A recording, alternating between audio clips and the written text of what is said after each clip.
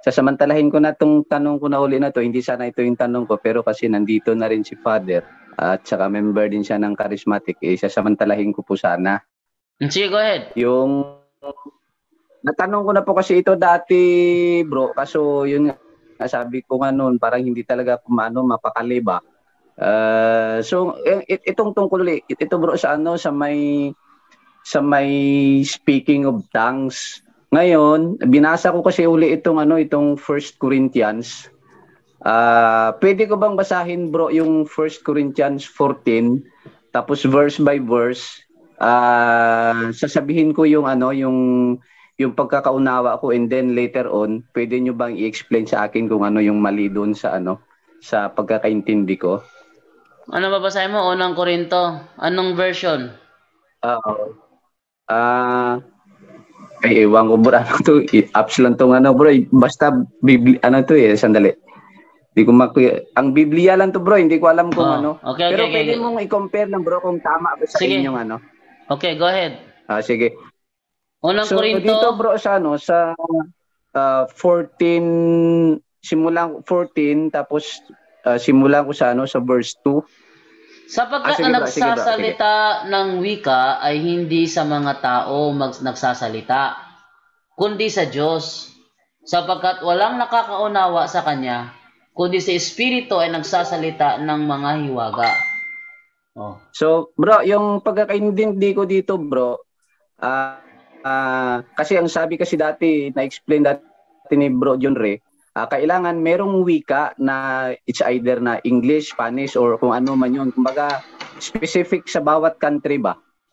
So ngayon dito bro, kasi nakalagay kasi dito, yung nagsasalita ng wika ay hindi isa tao nagsasalita. Ibig sabihin, ang sabi dito, kundi sa Diyos. So yung sa Diyos kasi, para sa akin, pag hindi ko, walang specific na country yung Diyos kung ano yung wika niya. Kasi kung tingnan natin yung kasunod niya, sapagkat walang nakauunawa sa Kanya, kundi sa Espiritu ay nagsasalita ng mga hiwaga. So normally, kahit na, kasi walang nakakaunawa sa Kanya, so kahit anong country na yung ihaharap natin sa Kanya, hindi talaga maunawaan itong nagsasalita ng wika. So yun po yung sa verse 2. So bro, pwede continue ko muna bro.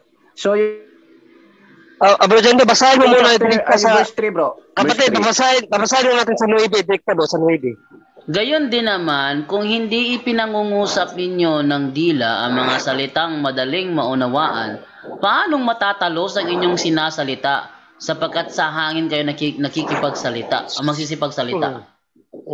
Tanong bro, naunawaan mo yung mambling? Itong sa 9, hindi, itong sa 9 kasi bro. Direkta na natin kasi kahit umpisahan mo sa 2, 3, 4, 5, sa 9, ganun pa rin. Kailangan maunawaan ang salita. Tanong, yung bang mumbling words, naunawaan mo o hindi? Ikaw mismo, tanongin kita, naunawaan mo ba yan o hindi? Hindi nga siya bro maunawaan kasi yan sabi ni Isa. Kaya nga hindi yan pwede kasi nga hindi na wika ang sabi nga sa Biblia, wika. Yung mumbling words, hindi naman wika yun. Sige, Brother John Ray, pagbigyan muna natin siya, Brother John Ray, sa Brother Antonio. Brother Antonio, sige, bro. Proceed, Brother Antonio. So yun nga bro, pwede mo bang explain itong bro, itong verse 2? Kasi dito, yung sinasabi kasi dito muna sa verse 2, hindi siya sa mga tao nagsasalita. So ibig sabihin, wala siyang specific na language. Kung halimbawa Spanish or English, Tagalog or ano man diyan, wala siyang specific kasi kundi sa Diyos, hindi nagsasalita siya sa Diyos sapagkat walang nakaunawa sa Kanya. So kahit na anong wika yung sasabihin niya doon, wala talagang makaunawa sa Kanya na kahit anong country kasi yun walang nakakaunawa sa Kanya. Dali yan, kapatid. Kung itutuloy natin ito, bro. Kapatid. Wait lang, Brother John Ray. Wait lang, Brother John Ray. Okay, sige, go ahead muna, Brother Antonio. Para kung makuha na namin ang point mo, hayaan natin magsalita si Father. Sige, continue.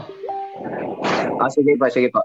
So, ngayon, ituloy ko lang muna, bro, verse by verse. So, ang verse 3 dito, nagsabi siya na datapwat ang nanguhula ay nagsasalita sa mga tao sa ikatitibay at saka ikapangaral. So ibig sabihin, dalawa ito bro, isang nanguhula at saka isang nagsasalita ng wika. So itong nanguhula ay nagsasalita sa mga tao sa ikatitibay. So ibig sabihin, kailangan niyang ipaabot sa mga tao yung information tungkol sa pangaral ng Diyos. So kailangan niyang manghula para yung sinasabi ng tao na hindi naintindihan ay mai-interpret niya. So ngayon, para magkaroon ng information yung tao. So pagdating dito sa verse 4, ang nagsasalita ng wika ay nagpapatibay sa sarili. So, yun nga, yung nagsasalita ng wika, kumbaga sa sarili niya lang yun, tsaka between na lang sa sarili niya yun, at saka sa Panginoon. Ngunit, ang nanghuhula ay nagpapatibay sa iglesia. So, yun ang nagpapatibay sa simbahan. So, ngayon, dito sa 5, hindi ko kasi kilala kung sino itong nagsasalita sa 1 Corinthians. Ang sabi niya, ibig ko sanang kayong lahat ay mangagsalita ng wika.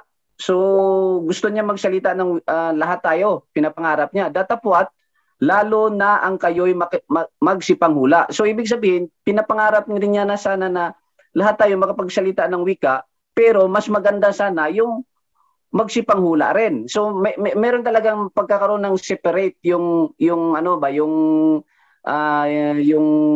nagsasalita ng wika at saka yung nanguhula.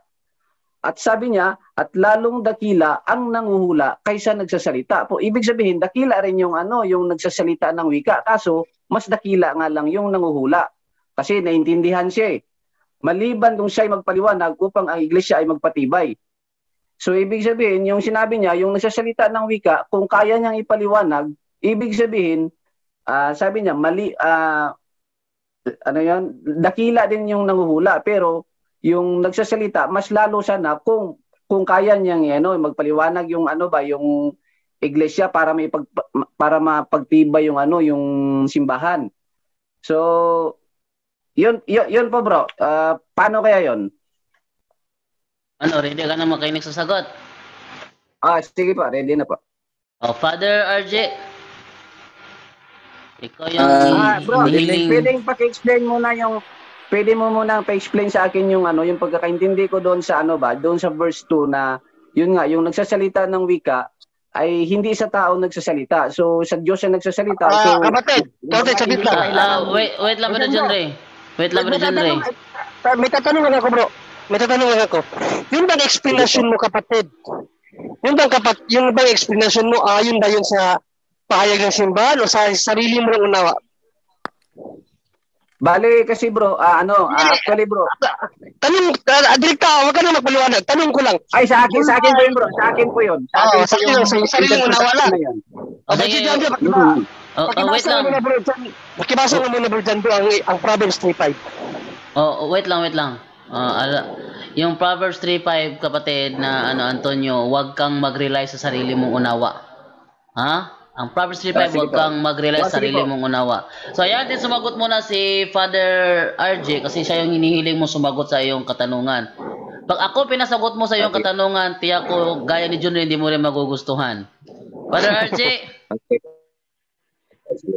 Hello, good evening po. Good evening, Father. Yes, go ahead, Father. This is my first time to join this Zoom online, tawag do, punto por punto. So, I said to Kuya Windel, observer muna ako. Observe muna kung ano ba yung mga sistema dito sa punto por punto. Pero tinanong niyo ako kasi. So, this is my personal opinion. No? I'm not sure if this is official teaching of the church, but this is my personal opinion lang po sa tanong niyo, sasagutin ko sa personal ko lang kasi I'm not really prepared kasi hindi ko alam kung ano ba talaga ang mangyayari dito sa punto for punto. Yung speaking of tongue, sa pag-aalam ko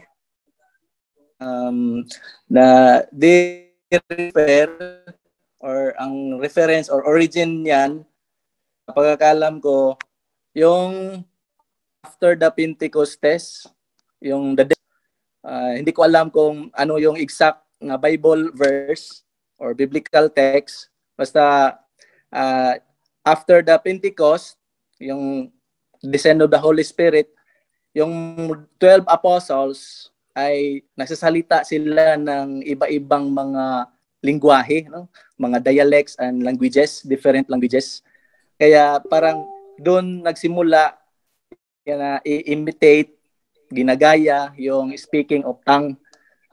So parang ganon, yung sabi din ni Kuya Windel originally from Pentecostal group, no? Ginagaya nila yung mga apostles, 12 apostles, nung nangyari after the descent of the Holy Spirit upon the apostles. Pero yung pag-unawa ng kanilang sinasabi, honestly, I always join charismatic gatherings before, but I cannot, ang ating tatanungin, because God is beyond nationality, beyond country, siguro malaman niya kung ano yung sinasabi nila sa kanilang puso. Kung ano yung nasa loob ng kanilang puso naman sa Panginoon. Ano man ng puso, ang nalalaman natin sa mga languages. Maliban lang siguro sa ibang mga linguistic na mga tao. Pero gaya ko, limitado lang yung alam ko. Kahit Tagalog, hindi pa masyado marunong mag-Tagalog kasi Bisaya po ako. No? So ang pag-interpret ng speaking of tongue, na katulad ko, hindi ko talaga maintindihan. I cannot interpret word for word. Pero siguro sa Diyos, alam niya kung anong ibig sabihin ng nagsalita ng speaking of tongue base sa kanyang laman ng Opo, yun din po yung ganun lang narinig ko sa pare, brother, na ano. Brother Antonio, okay na ba 'yon? Opo, Father. Tama po yung sabi niyo, Father, no, yung Diyos yung nakakaintindi. Yun din po yung narinig ko sa isang pari na nagpe-prayer of tongues. Actually, kasi siya rin inaamin niya rin mismo na na controversial nga itong yung speaking of tongues. Actually, ako hindi rin ako kumbaga ako po mga bro, hindi rin po ako komportable makinig ng yan yung speaking of tongues kasi hindi ko rin pero kaso parang gusto ko lang maging fair din po kasi siyempre pare din naman ng mga yon. Na-explain naman kasi nila na yun nga yung doon kasi sa Pentecostes daw is yun po ay nag-preach sila ng gospel. So kailangan po talaga nila doon na maintindihan sila ng mga tao kaya naintindihan sila ng tao or kailangan may mag-interpret para maintindihan kasi nag-preach sila ng gospel. So information po yung kailangan nilang doon na ipaabot sa tao.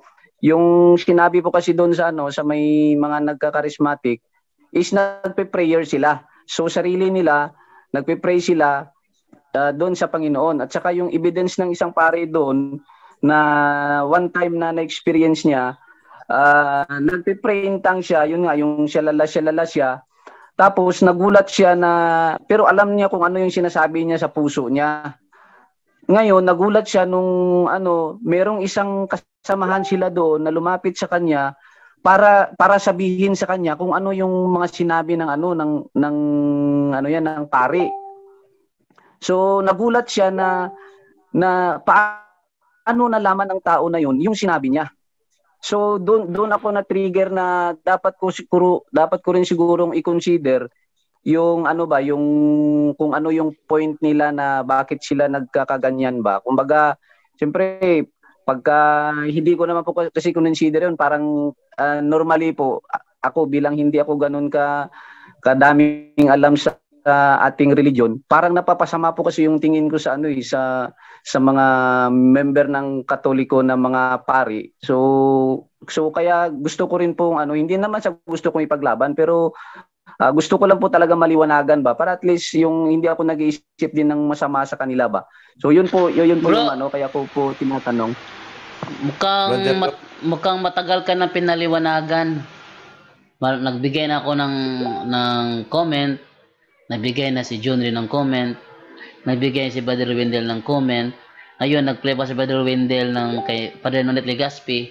Pero lahat ng mga comment namin, binasura mo lahat. Kasi may pinapanigan ka na. Wag mo kaming paniwalain na sabi mo, kinoconsider mo lang yung sinasabi na yung ginagawa ng pare doon sa lugar nyo, na ginagawa niya. Wag mo sabihin kinoconsider na, kasi kung tutuusin nga, mas marami yung aming comment na na tungkol sa speaking tongues na alam naman natin na sinasadya nyo yan. Akalain mo, shalala, na-interpret ng iba? Sino hindi matatawa doon? Sipin mo nga, shalala, na-interpret ng iba. Teka muna, Brother Angel, nauna si Brother Wendell. Unahin si Brother Wendell. Brother Wendell? Kung sasabihin nila na nag-interpret, depende sa pag-interpret. Tandaan natin, kahit si Kibuloy nagsagawa ng ganyan at mayroon siyang sariling interpretasyon na siya ang anak ng Diyos, siya ang may-ari sa mundo. Di ba?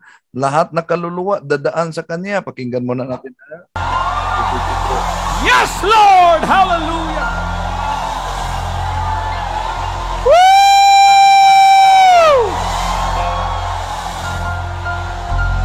Hallelujah! Hallelujah!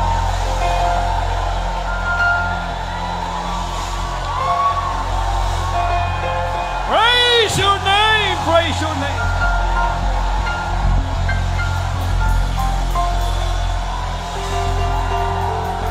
Mula.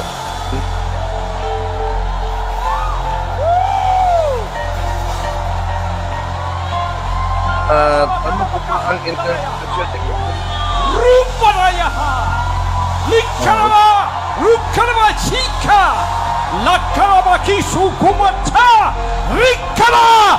Lukama Tokosakaya! Sawa! Lukama!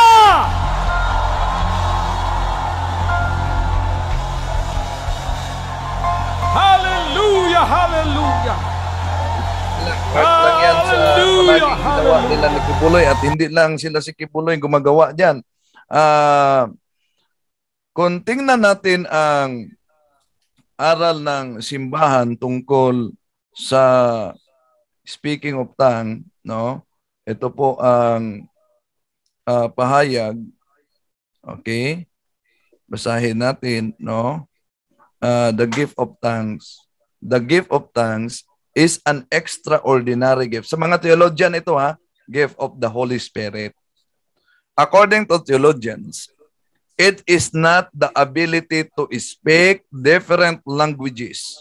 Rather, it is the ability to understand in different languages while speaking another language. Language talaga. This gift is meant to break the language barrier as reversal of what happened in Babel. So, if someone starts babbling, yung ginawa ni Kibuloy, no? Babbling, gibberish words without anyone understanding what is being said, it is not the gift of tongues. Aside from the apostles, many saints received this gift, like Saint Louis Beltran and Saint Vincent Ferrer.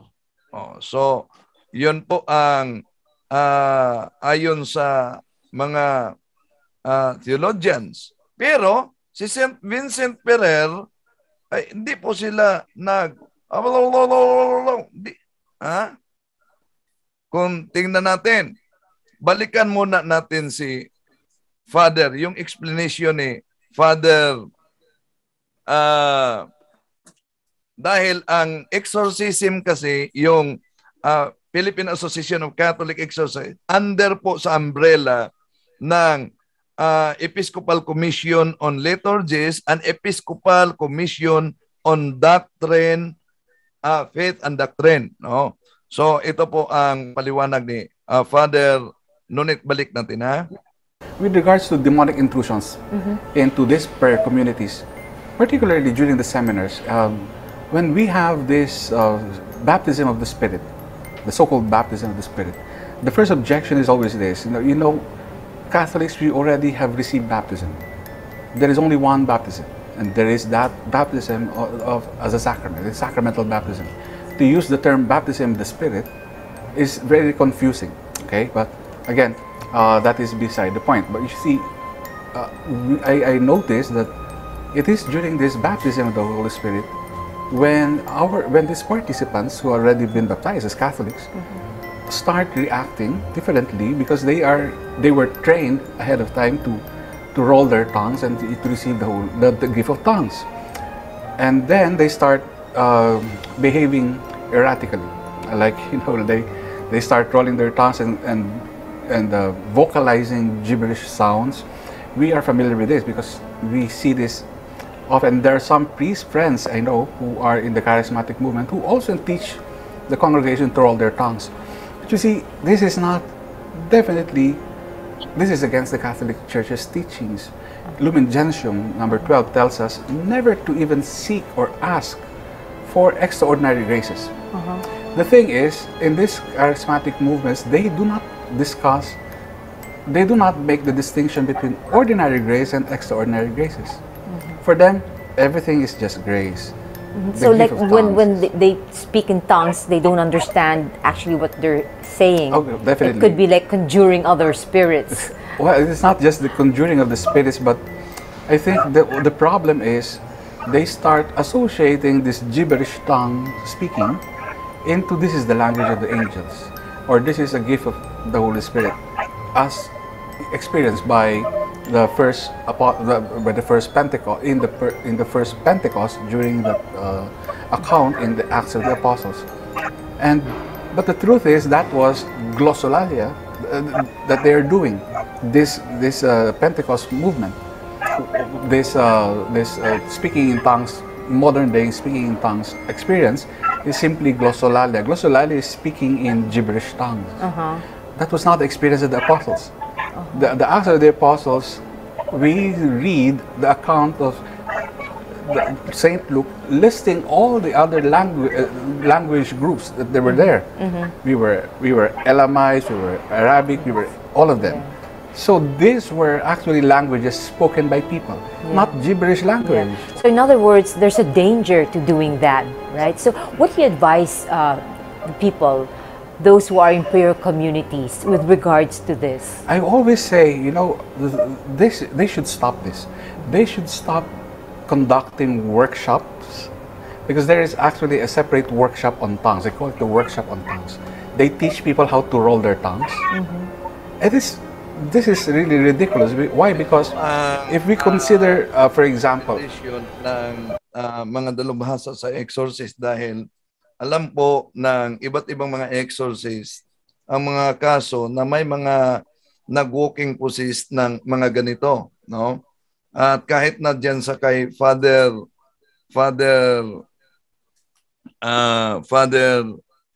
Darwin, no? So kaya sabi ng mga exorcist, kahit na si Saint Padre Pio, halos lahat ng gift of Holy Spirit nasa kanya. Pero isa lang ang hindi nangyari. Yung hindi yan nangyari sa kanya. Abra Jando? O yun, leader ng charismatic yun. Leader ng charismatic, ha? At saka Brother, nakipagbangayan pa kay Brother Windel yun. Ako yung nasa gitna, parang parang pinapainit ko pa yung issue eh. Nagkipagbangayan ba kay Brother Windel yun? Kasi yung katwiran niya, yan yung katwiran ngayon ni Brother Antonio. Kaya nagkikipag-usap siya sa Diyos, yung katwiran. Anong nangyari? O leader ng charismatic.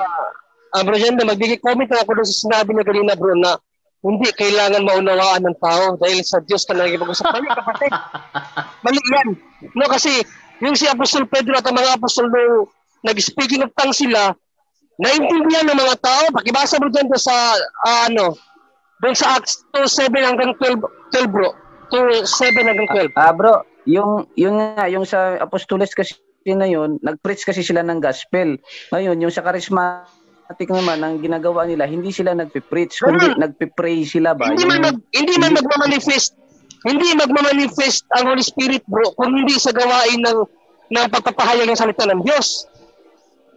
Hindi yan mangyayari kung halimbawa, magmamanifest ang Holy Spirit sa sarili mo lang, hindi man yun pwede. Magmamanifest siya kapag nagpapahayag ka sa salita ng Diyos. Kaya kailangan, give it thanks, pag nagpapahayag ka, hindi pwedeng hindi ka maunawaan ng tao. Kaya naunawaan siya ng mga tao. Ba't ibang tao pa nga nandun, naunawaan nila? Di ba, misteryo yun eh. Kaya mali ang sasabihin mo na hindi dapat maunawaan ng tao. Naman dapat maunawaan mo. Sabi ni San Pablo, binasa mo kanina, unang Korinto 14:9, kailangan maintindihan ng wika.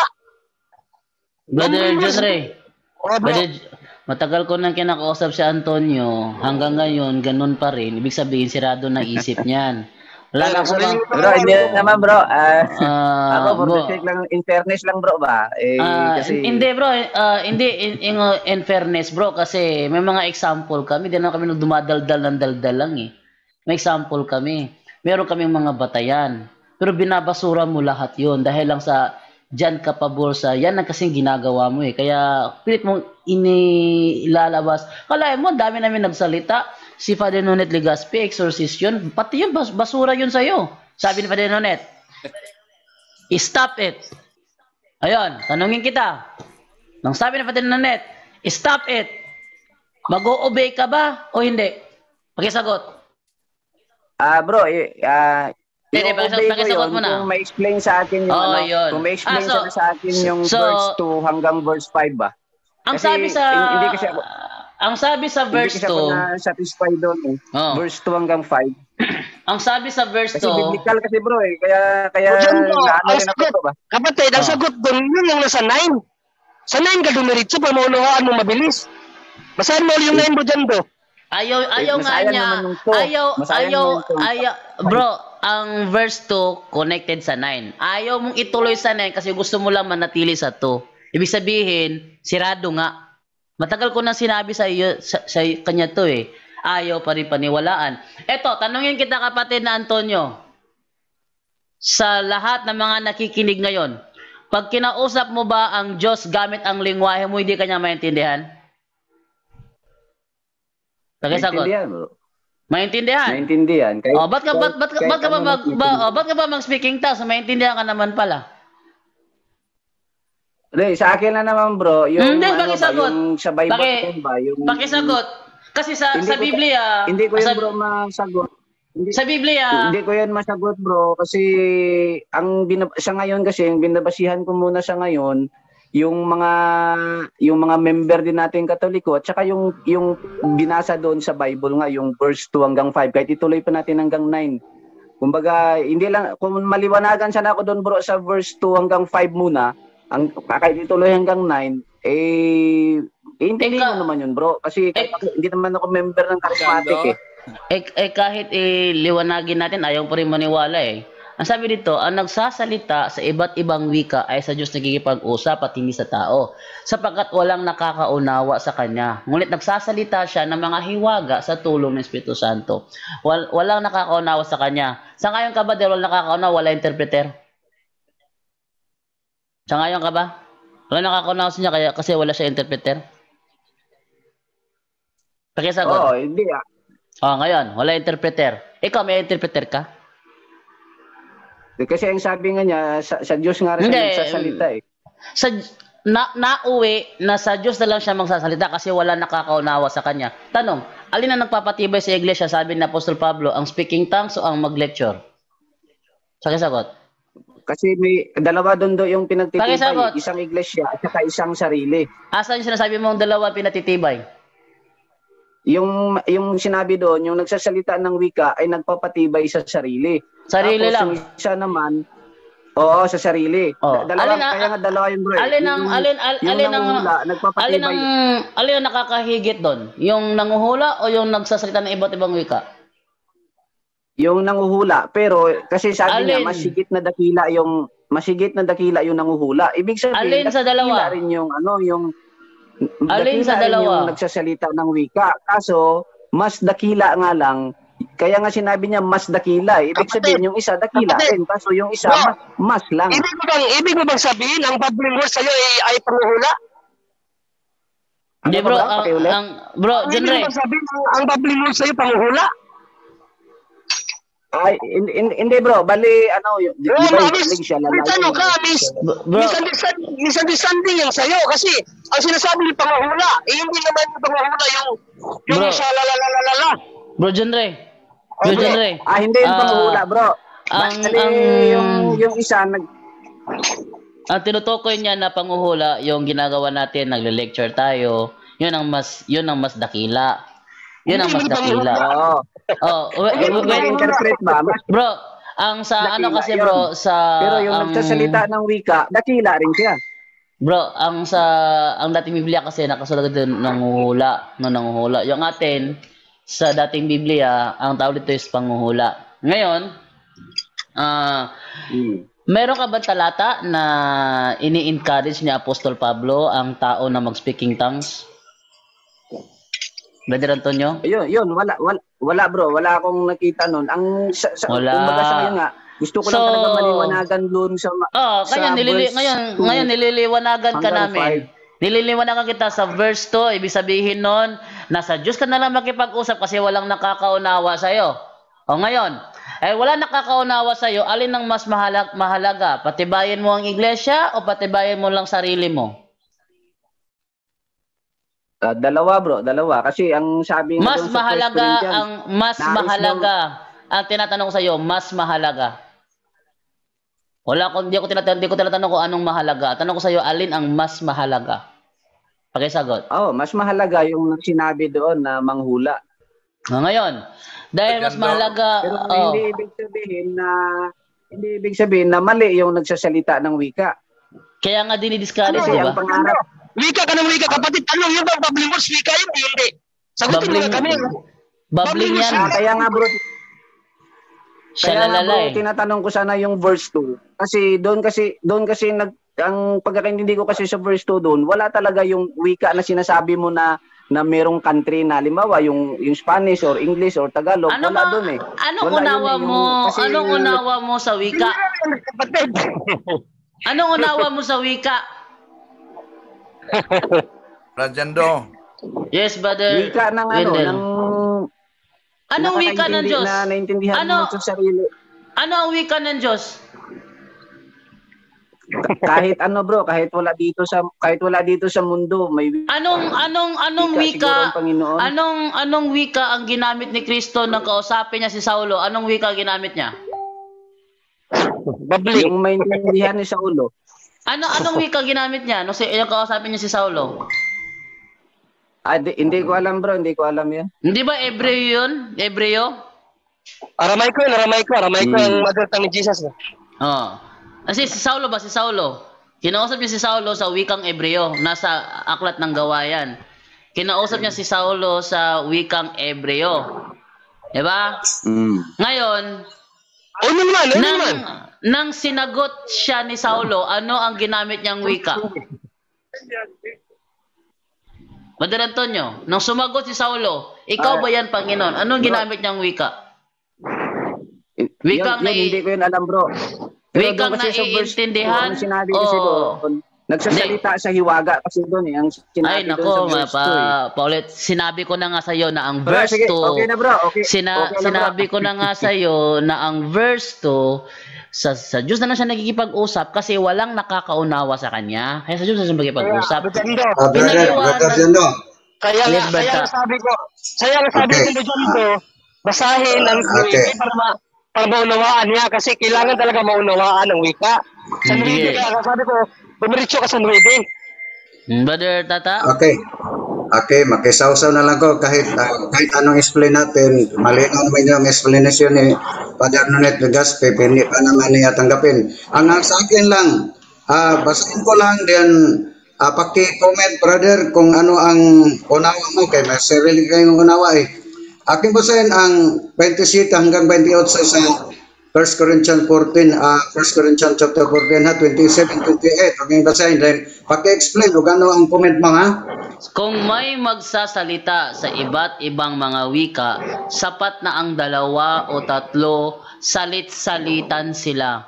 At kailangang may magpapaliwanag ng kanilang sinasabi. Ngunit kung walang magpapaliwanag, manahimik na lamang ang bawat isa at makipag-usap ng sarilinan sa Diyos. Ito yung verse 2. Makipag-usap ng sarilinan sa Diyos. Ang dito sa atin, Brother Jendo, salita ng bahay, huwag magsuway, at huwag silang sabay-sabay kunting salitan. Pag-explain, brother, yung charismatic, sabay-sabay ba yun o hindi? Oh, sabay-sabay sila bro. Kasi sabay-sabay sila. So, ang payo ni San Pablo, sa ayunan mo, huwag sabay-sabay. Hindi mo sa ayunan. Kasi dasal, yung sa San Pablo kasi bro, preaching kasi yun eh. Yung sa charismatic, dasal sila eh. Preaching na naman. Brother Jendo? Yes, Brother Jendo. Una, ang mga exorcist gaya nila ni Father Nonet Legazpi, sila po'y dalubhasa sa mystical phenomenon, no? Kaya hindi ibig sabihin dahil may mga pare na nagtuturo ng ganyan kahit taliwas sa simbahan ay susundin na lang natin. Kundi pakinggan natin ano ang official, lalo na sa mga dalubhasa sa mystical phenomenon. Halimbawa, nandito, may kasama naman tayong pare si Father RJ De Luso. Alam nyo ba, maraming seminary ngayon na nagtuturo ng Enneagram. Ang Enneagram, yun po'y babasahin nila yung attitude ng bawat isa sa pamamagitan ng number. Yun ay kasalukuyang ginagawa sa iba't ibang mga seminaryo. Pero alam nyo ba na yun ay mariing ipinagbabawal sa exorcism dahil ang Enneagram na nakapasok sa seminaryo ay occultism.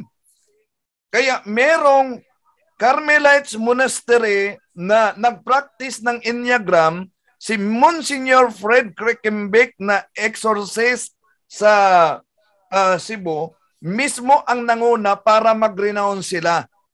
Okay, hindi lang yan. Merong mga grupo ng mga madre na naharas. Kaya sila si Father Joses mismo ang nag-close sa mga openings. Bakit? Naharas sila, demonic harassment, ang mga madre, na yan, grupo ng mga madre. Merong mga nirep na mga demonyo, tunay yan, no? Bakit? Dahil nag-practice sila ng yoga. At yoga ay occultism. No? So, merong opening. So, meron ding mga pare na may nagpadala sa akin na video na humihikayat siya sa albularyo at yung albularyo pa mismo ang nagbasbas. Inutosan niyang magbasbas sa mga sacred images. Pare, yon. Pero hindi ibig sabihin na dahil yung occultismo mismo albularyo ang inutosan niyang magbasbas, ang kaniyang utos ay dapat nasundin. Kaya bakit ang mga exorcist, lalo na sa PACE, Philippine Association of Catholic Exorcists, sa pangunguna ni Father Nonet Legazpi, ay iginiit dahil dami ng mga cases sa demonic possession na may kaugnayan sa speaking of tongue. Yun po, Brother Jando. Basura pa rin yan, Brother Wendell. Ayaw niya tanggapin eh. Okay lang bro. Bro, yung suggest. Brother Jando, gusto ko lang kapatid, baka di mo alam ang history. Ang charismatic, muntikan ng matawalag dahil sa gawaing speaking of tongues. Pero napigilan yan, nirenew pa rin ni Pope John Paul na binasa ko ang ang encyclical letter. Nirenew ang kanilang movement, pero dapat makinig sila sa simbahan at pinagbawalan sila sa speaking of tongues. Kapatid, yan ang history sa pagiging speaking of tongues sa mga charismatic. Munti ka na itiwalag. Brother John Ray, useless. Basura pa rin yan. Wala tayong magagawa. Pasensya na. Brother Angel. Bro, sana? Akong ma-check nyo sana yung credibility ng pari na napakinggan ko. Sa UK po yun, si Father Joseph Edatu. Kasi basura nga. Sinabi ko na sa inyo Hindi naman bro, at least kayo rin makarinig sana bro ba? Kahit pakinggan pa natin yung sinasabi mong pare, maraming pare ang nagsasabing salungat yan. Alin kaming paniniwalaan namin yung napakaraming sumasalungot dyan o yan yung sinasabi mo? Di ba? Pwede ba masabi ng Matthew 23:1 hanggang 3 bro? Ngayon, teka mo na. Kung hanapan namin yung sinasabi mong pare ng official Catholic document proven na yung ginagawa nyo ay tama, makapagbibigay kaya siya? Total, makukontak mo naman, hingan mo, at ipresenta mo rito yung kanyang mga dokumento para naman maging mabigat. Hindi yung parang, dali mo lang kami doon, tapos yun na. Kaming lahat. Nakita ko lang bro sa nakita ko lang sa YouTube. Marami kami nagsalita, pati mga exorcist nagsalita. Isa lang ang pinapakinggan mo kasi yan ang ginagawa mo. Kaya Brother John Ray, tumahimik ka na dahil basura lang yan. Brother Angel? Brother Angel? Brother Angel, wag kang mahimik. Brother Angel, ganyan sa... Okay, bago siguro after ako magsalita, next na tayo sa isang magtatanong kasi alam mo brother, matagal po ako sa charismatic din. Almost 8 years po ako no Soldiers of Christ. Kahit ako kailanman hindi ako nag-speaking of tongues. So malakas ang ng Soldiers of Christ sa Veritas po 'yon, tuwing 8 o'clock meron kami. Hanggang sa makarating ako sa Japan po, matagal ako sa charismatic brother. Ang dami kong nakakasamang ganyan, may speaking of tongue, no? Pero sa pag-aaral natin, sa pag-aaral ko rin, theology, catechism, kaya sa mga exorcist, which is, pag pinag-aralan mo bro, yung sinasabi mo sa unang Korinto kasi, no, kahit anong isipin mo, sa Bible man, sacred tradition, Catholic teachings natin, CCC, wala talaga pong wala silang ina-allowed na speaking of tongue. Ang mayroon nga, sabi nga ni Brad Wendell kanina, yun ang isasagot ko, the gift of the Holy Spirit. Yun lang kasi, kahit anong gawin mo bro, wala kang ibang mababasa sa Bible na ni isa na apostol na nag-speaking of tongue. So that's against the Bible ulit. Church naman, church teachings, wala ni isa na magtuturo na darating ang araw, pwede kang mag-speaking of tongue.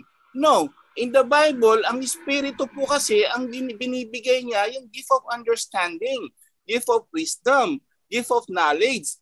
Gift po yun. Hindi yun speaking. It's a gift. When you said gift, brother, you need to understand, yung unang Korinto mo, lahat po yan is just gift of understanding. Not speaking. When you said wika, yung po yung pagsasalita ng banal na espiritu sa iyo to understand yung sinasabi nga sa Biblia at yung sinasabi 2 Pedro chapter 1 verse 20 to 21, even Apostol Pedro po sinabi niya walang paliwanag sa sariling kakayahan dahil ang salita ng Diyos ay maliban ay kinasihan ka ng banal na espiritu. Everything is just mostly understanding lang po from the gift of the Holy Spirit.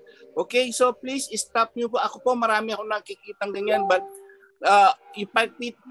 pati nga po yung pinaka-head servant namin na lakas ng giling no? Pero never siya nag-speaking of tongue. Ako for 8 years, 8 taon po hindi ako nag-speaking of tongue. So delikado po yan. Let's just respect kung ano man ang nila, but wala pong church teachings, wala po sa Biblia yan. Wala po sa even sacred traditions of the theologians na sinasabi natin, mag-aral ka ng theology, wala pong teachings na ganyan. So, it's very dangerous. Huwag nyo na pong ipilit yung understanding nyo.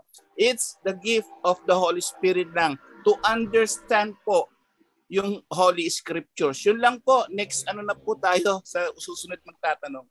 Sorry na lang, bro. Okay, bro. Thank you.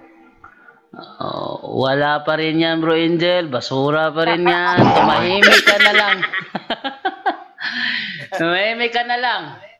Ito sinasabi sa sa 2 Timoteo 4:3, sabi ganito, sapagkat darating ang panahong hindi na sila makikinig sa wastong katuruan, sa halip susundin nila ang kanilang hilig. Maghahanap sila ng mga tagapagturo na walang ituturo, kundi ang ibig lamang nilang marinig. Hindi na sila makikinig sa katotohanan, sa halip ay ibabalin nila ang kanilang pansin sa mga katang-isip. So, tumahimik kayo, basura lahat yan. Hindi naman sa inaano ko siya, pero matagal na namin pinag-uusapan to. Abot pala doon sa pari na sinasabi niya, bro. Kapatid, ang sabi natin Panginoon Kristo, Mateo 23:1-3, sundin niyo kung ano ang ginagawa ng mga kaparian. Dahil sa kanila ibinigay ang utos. Pero kapag mali, huwag yung sundin. Mali yan, pinamalian ng simbahan. Kaya huwag mong sundin. Wala pa rin yan, Brother Junre. Basura ka pa rin. Kasi may stand na siya. Matagal na kami nag-uusap tungkol dyan. Even in private. Ganun pa rin. May stand na siya. Kaya, wala na tayong magagawa.